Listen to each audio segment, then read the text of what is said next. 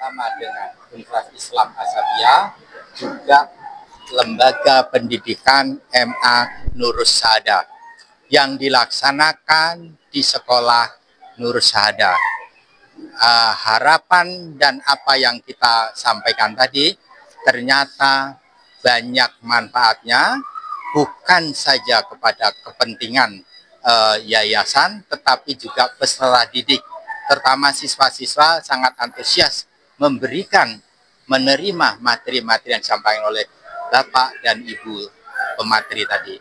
Untuk itu, harapan saya ke depan, semoga kerjasama yang ini terus berjalin, seterus, dan harapan kita juga siswa-siswa MA Nur Saada bisa berkontribusi masuk ke Universitas Islam Asabiyah dengan 6 fakultas. Silakan pilih sendiri. Ya, kami mendukung semua siswa melanjutkan kuliah, baik di negeri maupun di swasta, juga di Asabiyah, Pak. Kami dukung semuanya, yang penting siswa-siswa kita itu menjadi manusia yang berkualitas, berakhlakul karimah. Asabiyah kan mengusung iman, takwa, dan impak juga kan, iman dan takwa, dan kemudian iman dan teknologi juga kan. Maka kami sangat mendukung apabila ada siswa-siswi kita yang masuk ke Universitas Islam Asabiyah, dan kami juga sempat ngobrol supaya kerjasama ini bukan hanya sebatas seminar, tetapi pada workshop juga, Pak, sehingga anak-anak lebih kuat pengetahuan tentang konten kreator yang tadi sampaikan. Ya, karena anak-anak remaja itu kan lebih banyak kepada praktisnya daripada teorinya. Jadi ke depan mungkin kita kerjasamanya lebih banyak di workshopnya, Pak. Workshop seperti tadi yang disampaikan, yaitu konten kreator, menjadi YouTuber, dan yang lainnya. Terima kasih. Kami sebagai narasumber juga menyampaikan informasi yang berkaitan dengan Universitas Islam Asabiyah.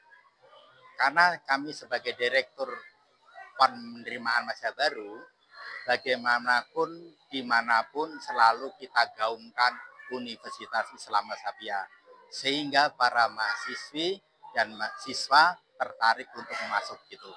Karena UIA ini kampus berpadunya ilmu dan agama. Semoga diminati oleh siswa-siswa MA Nurus Saada. Terima kasih. Assalamualaikum warahmatullahi wabarakatuh. Benar sekali bahwa pelatihan ini tidak akan berakhir sampai di sini aja. Setelah ini akan ada kelanjutannya, apakah bentuknya itu pelatihan lagi yang lebih mendalam atau dalam bentuk lain. Intinya ialah kerjasama ini akan berlanjut dengan program-program lain, bukan hanya dengan PJMI, tetapi juga mungkin dengan UIA, Universitas Islam Asabiyah. Saya sangat berterima kasih kepada pengelola kepala sekolah MA Nurus Saada ini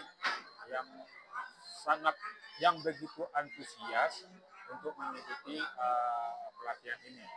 Mudah-mudahan apa yang kita lakukan ini bermanfaat, dan siswa-siswa Nurus Saada bisa mendalami dunia jurnalistik lebih lanjut.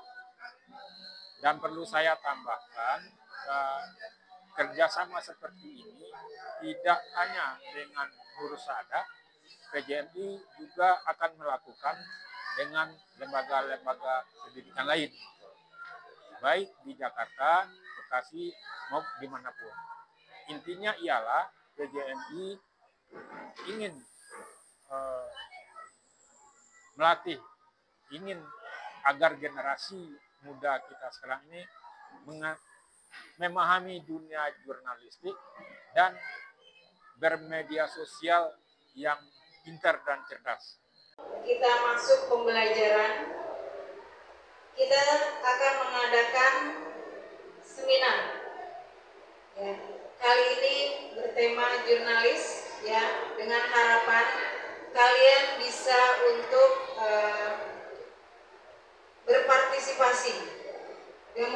kalian dalam membaca, berliterasi, memudahkan kalian dalam berkomunikasi. Supaya apa? Supaya kalian tidak menjadi generasi yang pasif. Dan Ibu berharap dengan adanya seminar ini, ya, kalian bisa mengikuti dari awal sampai akhir.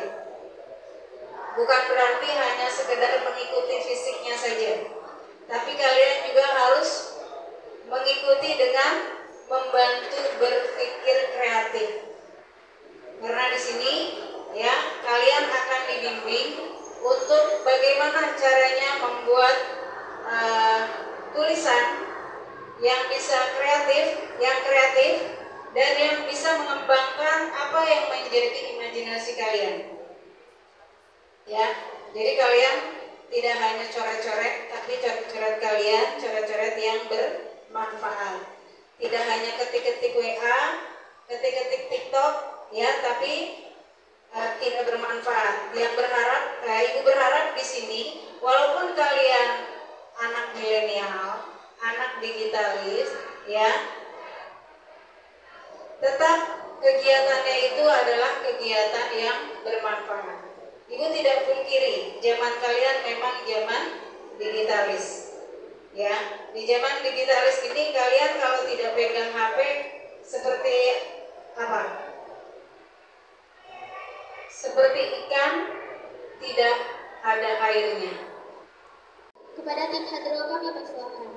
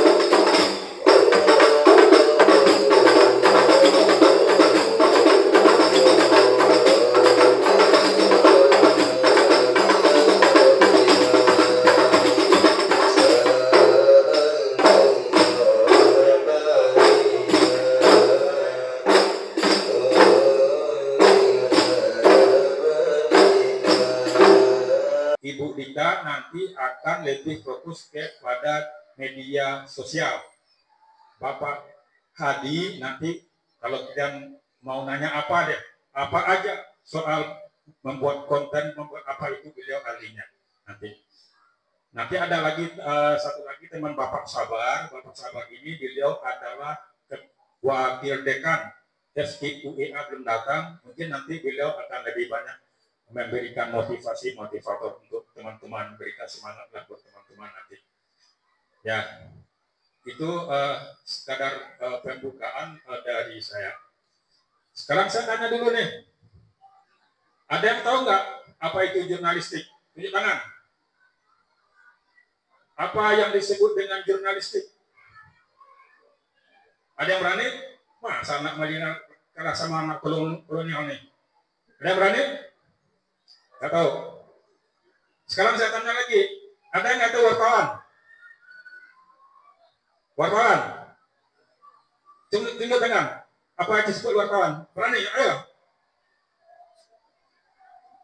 Ayo jangan tahu. Namanya siapa? Fajar. Siapa? Satria. Satria masa nggak berani sih? Apa itu? Pernah dengar kata wartawan? Satria? Tahu. Nah, wartawan itu apa? Tugasnya apa wartawan? Nanyain sumber. Apalagi? Kamu jangan gitu-gitu. Kamu nanti belakang juga. Itu. Nah, gitu. Yang jawaban dari kamu dong. Kamu siapa namanya? Bintang ya. Wartawan adalah yang nanya narasumber ya. Oke, bagus. Apalagi? Yang melaporkan suatu kejadian, betul. Apalagi? Itu yang saya, oke. Anda berani. Anda dapat lewat bintang. Bintang dapat lewat bintang. Ini untuk bisa membersihkan gigi ini sama dengan odol yang syariah, yang produk ikat Islam. Kalau kalian yang pakai dulu itu produk, nanti uangnya diekspor membantu Palestina nanti. Kalau ini uangnya pasti Islam, Islami syariah. Anda dapat bintang. Oke. Anak dong. Iya. Makanya berani. Nanti masih banyak lagi nih. Sampai dibagi untuk kalian nanti. Kalian mau bikin konten itu tujuannya apa sih? Gitu. Kalian mau, oh aku pengen semua orang itu tahu kalau skincare ini nih bagus gitu ya. Ini misalnya skincare gitu ya. Aku pengen semua orang tuh tahu gitu. Ini nih skincare-nya bagus. Nah, berarti kalian fokusnya di situ gitu ya. Oh, aku pengen dikenal sebagai gamer ya. Berarti kalian fokusnya di situ. Terus tentukan target audiensnya gitu ya. Kalau misalnya skincare berarti target audiensnya siapa? Cewek ya. Cowok juga bisa kalau misalnya kayak sunscreen doang, face wash itu masih oke ya. Tapi kalau make up enggak ya. Nanti ada lagi yang cowok-cowok, wah ini make upnya bagus nih gitu. Jangan ya. Biar yang cewek-cewek aja gitu. Terus kalau game-game kayak Mobile Legends itu audiensnya siapa? Cowok gitu ya biasanya. Walaupun mungkin yang cewek ada tapi biasanya utamanya cowok. Nah berarti kalian tentuin target audiensnya gitu. Apakah itu buat cowok, cewek, anak-anak atau bukan? Nah itu juga. Kalau misalnya game biasanya kan yang nonton anak-anak juga tuh ya kan? Nah berarti omongannya di filter, jangan ngomong kata kasar. Terus juga yang terakhir adalah be yourself, jadi tetap jadi diri sendiri aja gitu. Nggak usah lah misalnya kalian bahasa Inggrisnya masih belajar nih gitu ya, tapi kalian sok-sokan ngomong bahasa Inggris tapi salah gitu ya. This skincare is recommended, very recommended gitu ya. Nah tapi bahasanya salah-salah, nanti kalian kalau awal-awal nyoba terus nanti di komen negatif orang, nanti malah kalian yang sakit hati sendiri, terus kalian malah nggak lanjut gitu. Nah jadi tetap jadi diri sendiri aja. Nah jangan sampai di sini ada mbak yang pernah melihat nih konten orangnya nggak kaya nih gitu ya, biasa aja, tapi dia pura-pura kaya gitu ya, pura-pura wah aku nginep di hotel terus nih misalnya, padahal enggak. Oke, hari ini saya coba menggabungkan semua menjadi apa ya? Ini namanya mobile journalism. Oh, mobile. Jadi jurnalis pakai mobil, bukan ya? Bukan ya? Jadi lalamuf dong ya, jurnalis. Jadi mobile journalism itu atau disingkat Mojo. Ada yang pernah dengar kata-kata Mojo itu biasa identik dengan siapa? Vokalis siapa? Vokalis Selao siapa? Kita Mojo ya. Apa ada artis lain yang kalian kenal siapa? Artis.